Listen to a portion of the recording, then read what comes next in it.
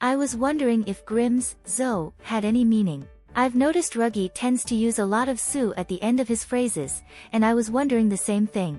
Zo can have a meaning of its own, but it is generally not used in the way that Grimm is using it. He adds it just to everything. Ruggie's su is also kind of a verbal tic, and also has its own meaning. The Japanese language has the word desu, which has different forms depending on how polite you want to be.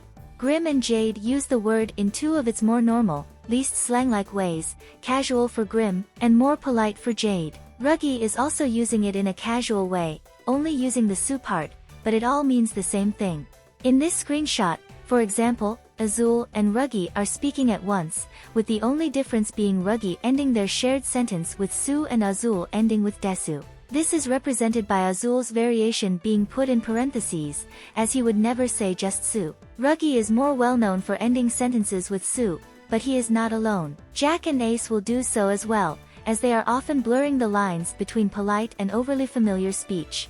Technically they shouldn't be speaking to upperclassmen in such a way, but they often do.